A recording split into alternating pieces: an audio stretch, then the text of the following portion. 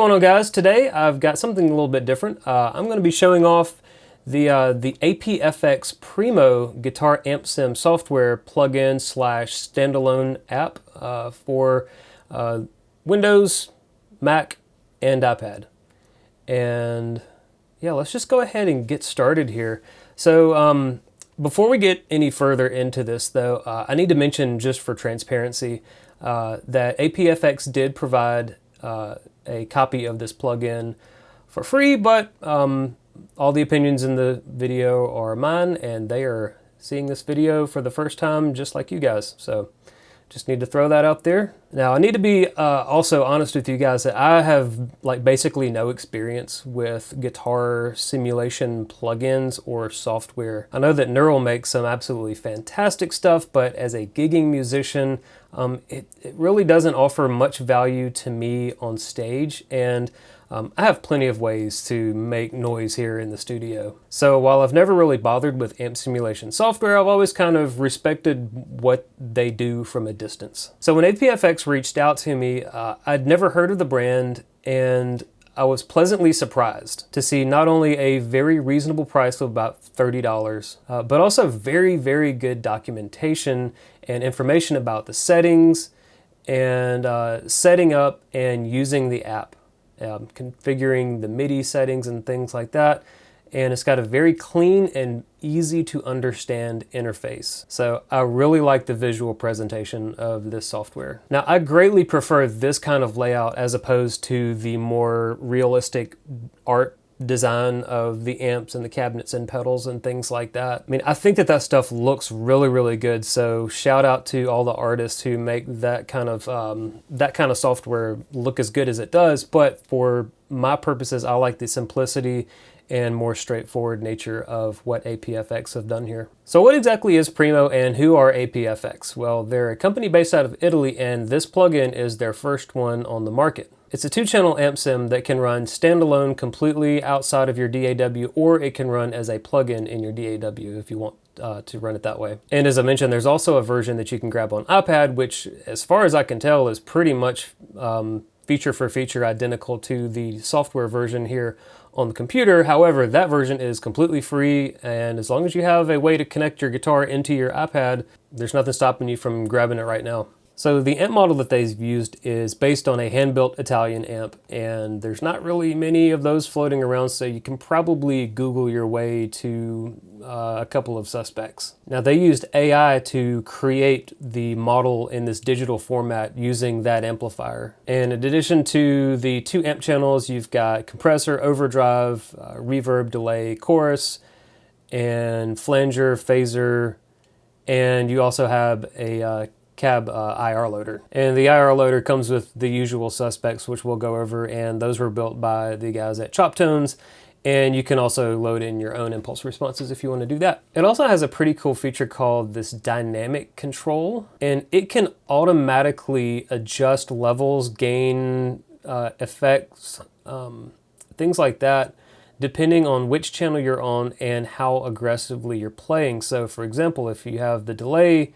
turned on, which I was playing around with earlier, the delay will actually kind of back out when you're playing rhythm, and when it detects you playing lead work, it'll bring the delay in, which is really cool. Another neat trick it has is this control over the gain and the volume, where especially on the clean channel, if you raise the gain up, it doesn't really crank the volume up like it would on most tube amps. So once you get your levels set, it kind of keeps your levels right there where it needs to be, regardless of where the gain or the volume controls are set on either of the channels. Now, stage mode is also really cool, where you can save presets into these slots here and go between different scenes. And again, all of this is actually MIDI controllable. So if you have a Bluetooth MIDI controller, you can program switches to toggle between different presets using this stage mode, which is awesome. Okay, so now I'm plugged directly into my interface over here, and if we go into the setup, you can see where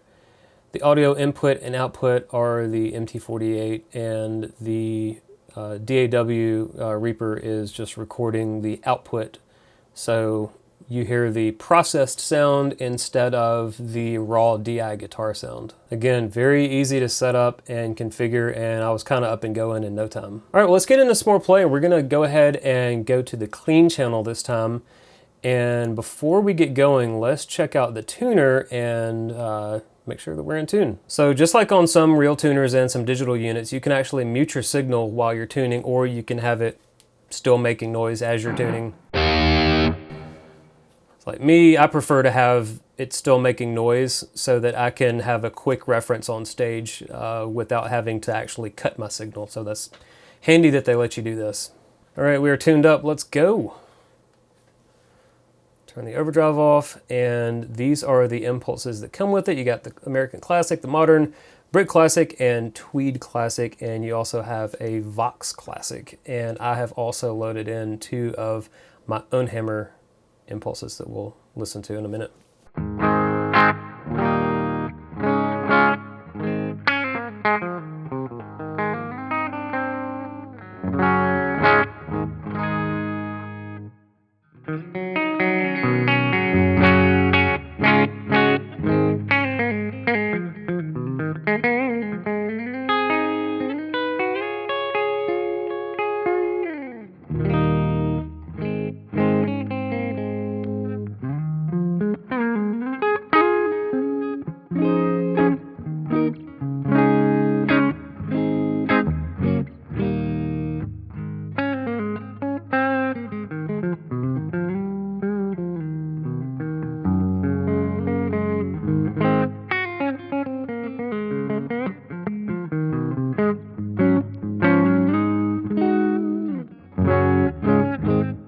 All right, let's check out some effects.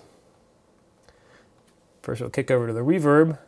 And this little spillover thing is really neat. So if you are using MIDI, you can, if you're switching between 2 different patches, maybe one has delay, one doesn't, you can have your delay spill over into your next patch or scene or whatever you switch to without it just being a hard cut. So that's, again, very cool feature.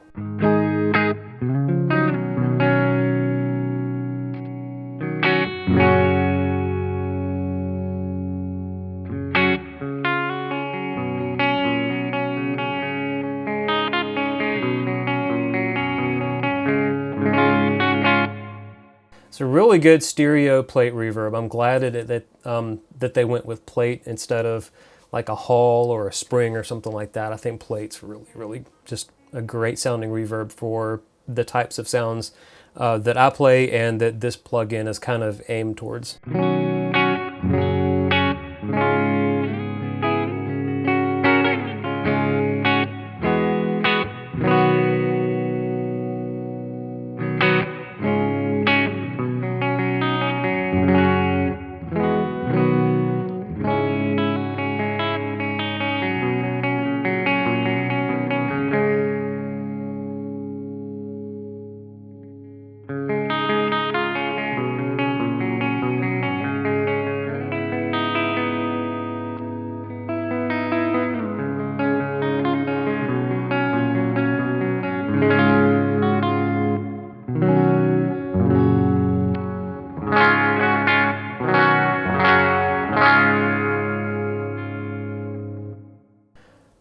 So one thing you can see down here on the left above the little noise gate, this is what this is, the little spigot.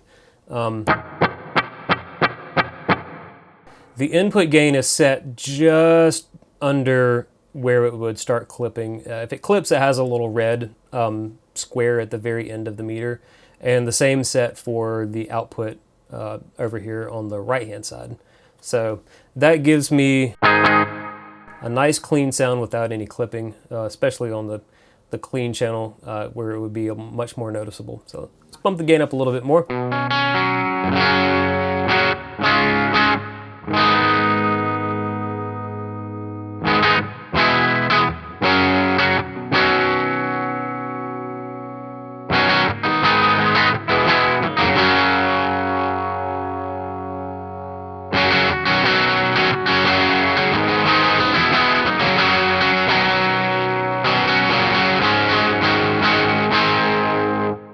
starting to clip a little bit there.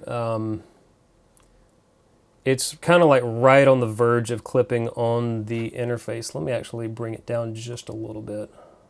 Okay, we'll see how this works out for us.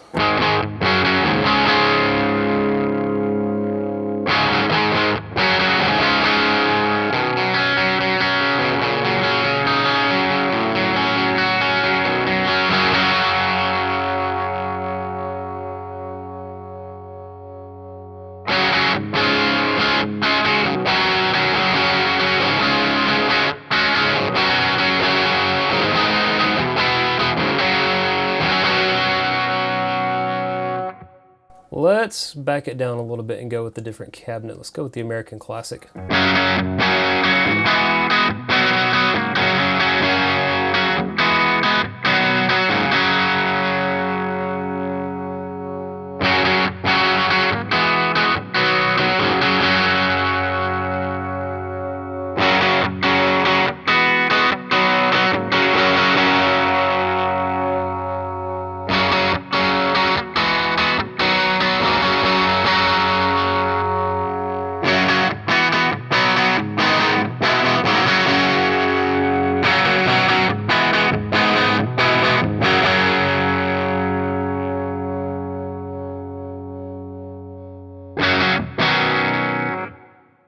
And then let's just crank the gain all the way up.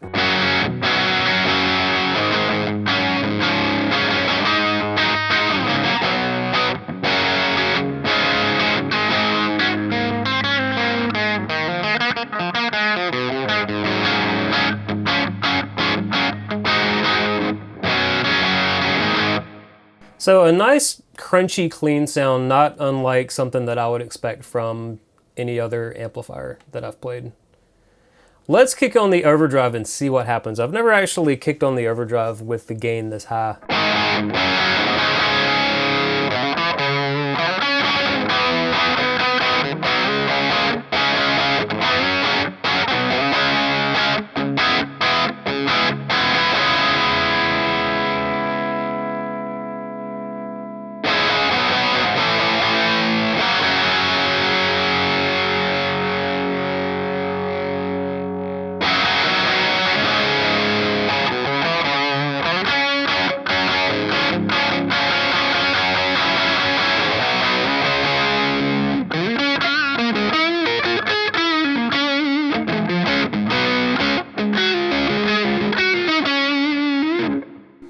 Alright, well, certainly a decent amount of range, especially if you consider that you've got the overdrive that you can also mess with. So you can have it from pristine clean all the way up to a nice crunchy clean and the ability to hit the overdrive on top of that. Let's go with the compressor here.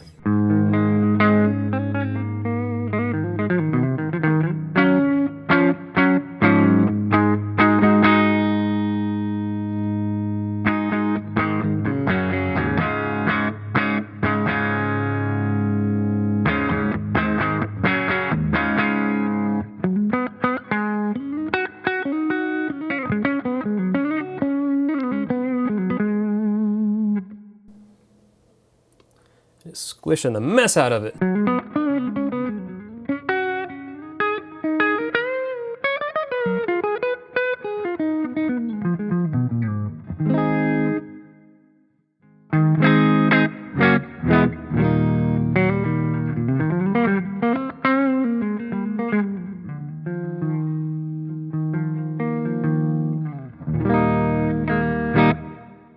All right, let's play around with the chorus.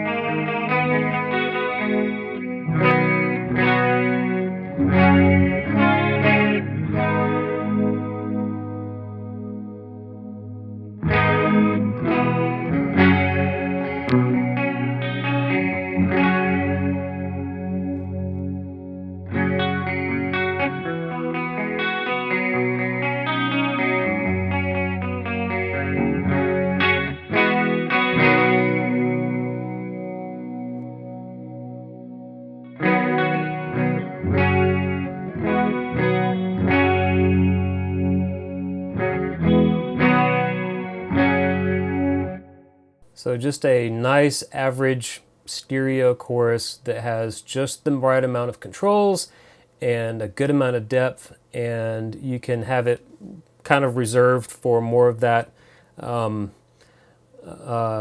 of like the 80s type chorus, or you can have more of like that really deep swirling watery type chorus. All right, phaser.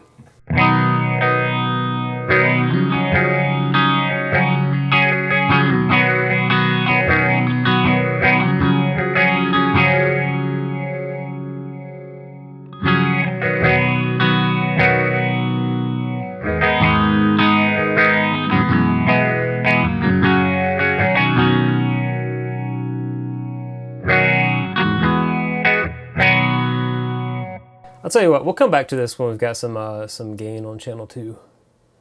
And then the delay, where you have the little digital or analog, and you have stereo or mono, and then you've got, you know, your typical delay setting.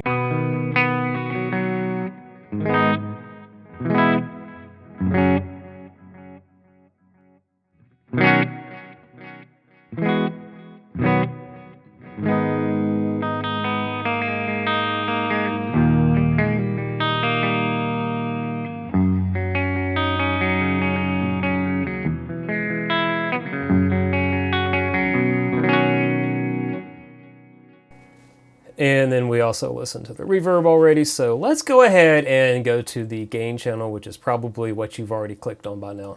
Again, we will cycle through some of these impulse responses to find one that we like, and then we'll kind of play around with the rest of the effects again.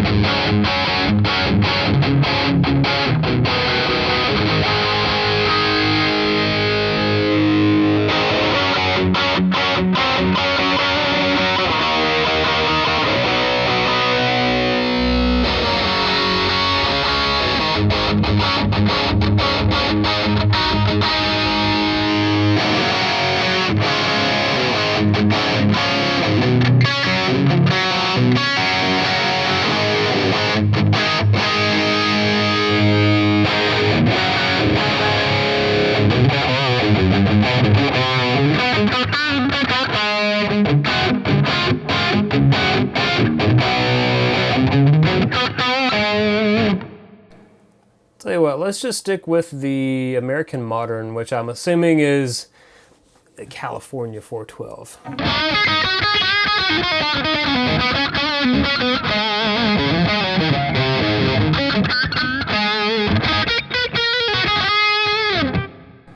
Overdrive.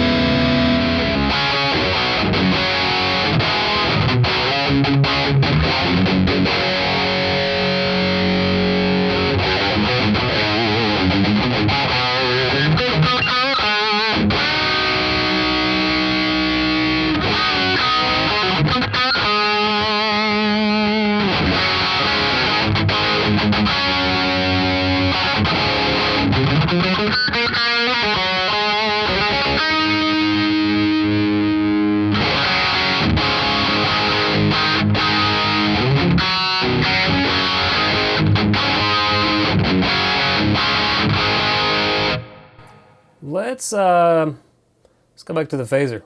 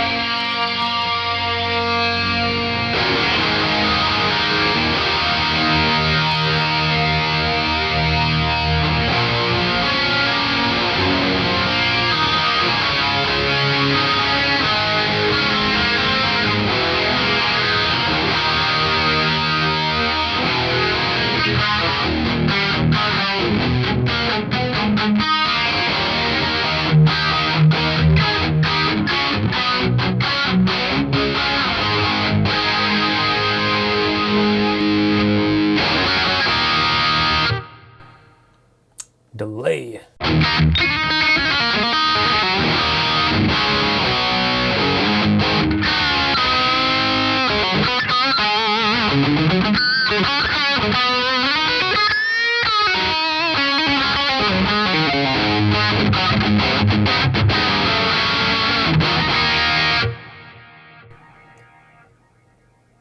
Let's get going. Feedback.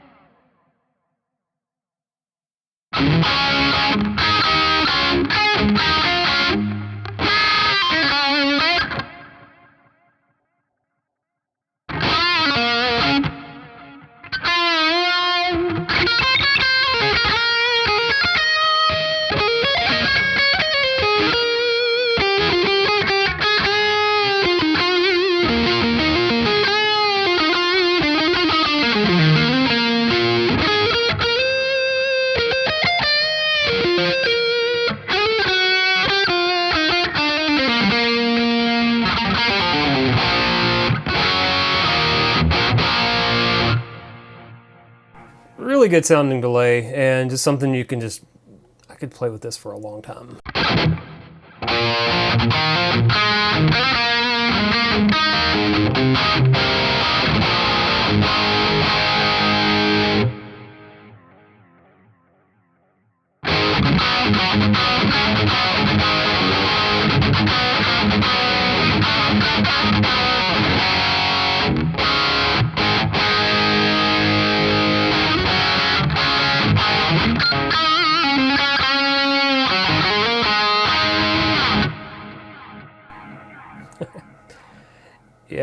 really fun delay.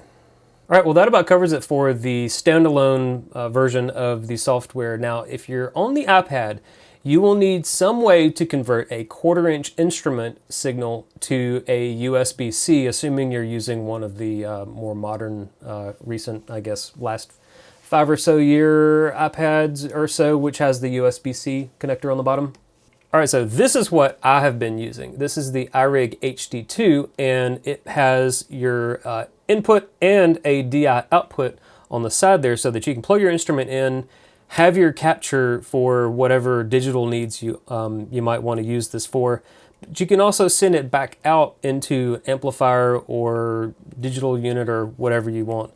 So that's a handy feature. It has a volume control and a gain control, and it has, more importantly, it has, if the camera can get it there, so yeah, it's got the USB, I wish it was a USB-C connector on there, but it's got your USB micro connector and a headphone jack. But basically, using a USB micro to USB-C connector, I was able to connect it to the iPad.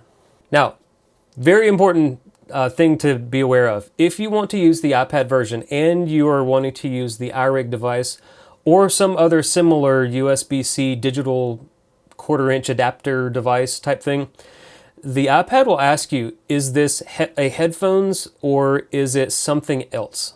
If you tapped on the headphones, then you're not going to get any sort of input signal going into the Primo app. So if you did this, like I did, because I really didn't know what I was doing while I was trying to figure it out there. So you can go into the settings, the sound and haptics, and then what was it? At the bottom, you can tap on a safety menu, I think. Yeah, it's a headphone safety menu.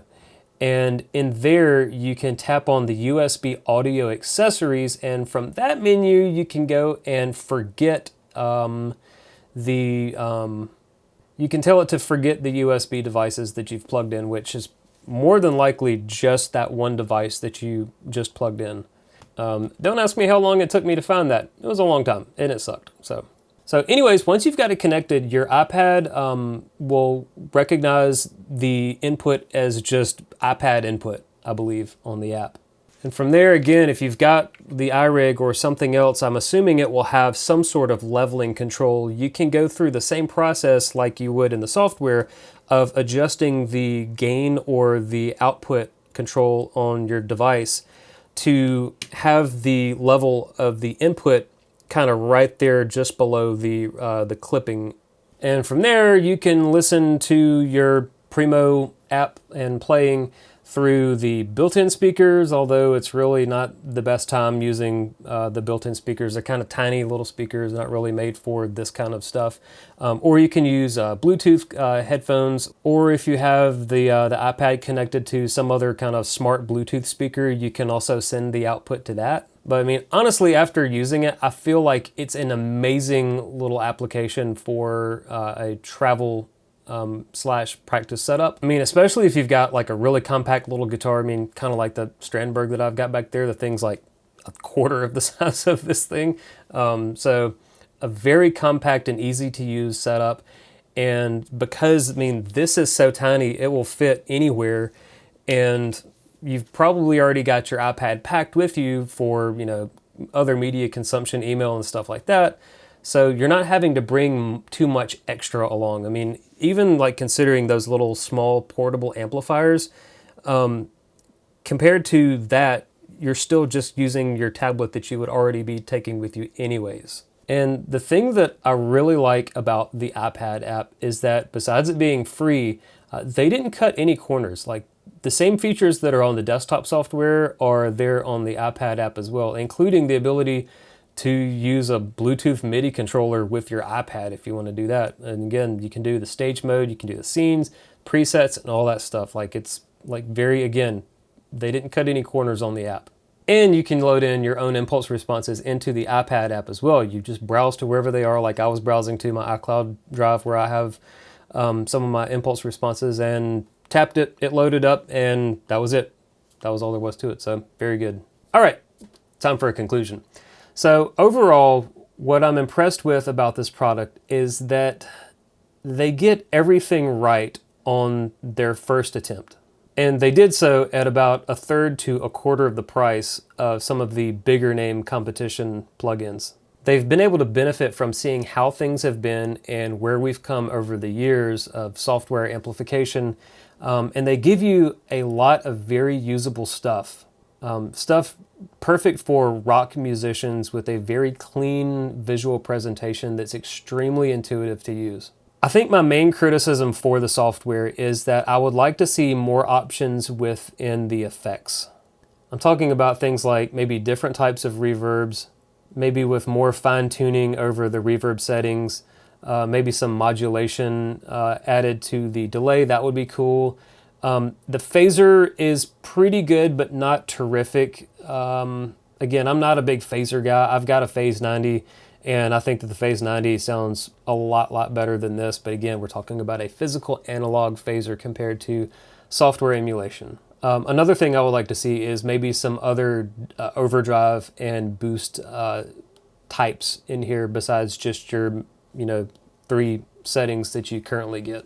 One other option that I think would be extremely cool to see is if you could load 2 different impulse responses at once and blend them together for a bigger and kind of a more filling sound. The probably biggest quality of life improvement that I would really like to see, and I would really suggest to these guys, would be the ability to drag and drop an impulse response directly into the app to load it up. I think that that would greatly speed up things, or at the very least, just kind of have the app remember where you browse to on your computer to load up the previous impulse response. Because if you're like me, you've probably just got like one main folder somewhere with a bunch of impulse responses, and if you've bought something like the Ownhammer or the ML Sound Labs, their IRs, they bury these things with like 5 or 6 different layers of folders depending on the microphone that you've got, or like a mix of the microphone,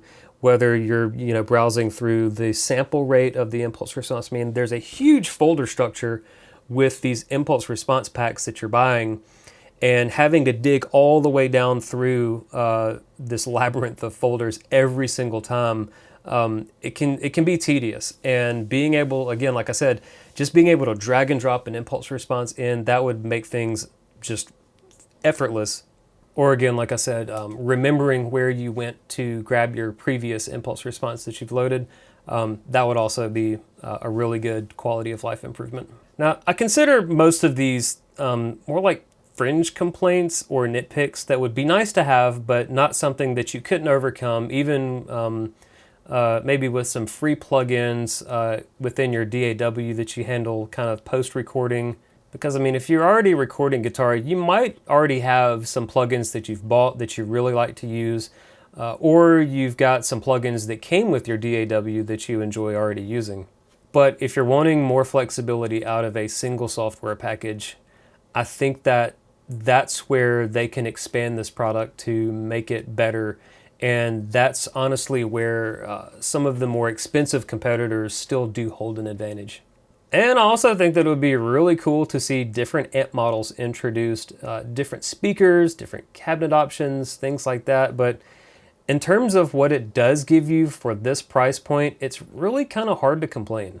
I think that if they were to expand their amplifier range, adding something higher gain and something with a bit more of a classic gain type structure that's not what we hear from the clean channel cranked or the channel 2 with the gain back down, something a little bit more in that type of element, I think that those would be 2 good options that can kind of take what's right here, kind of put it in the middle of your kind of overall aggression sonic spectrum, and have your more high gain amplifier over here and slightly more classic voice thing over here.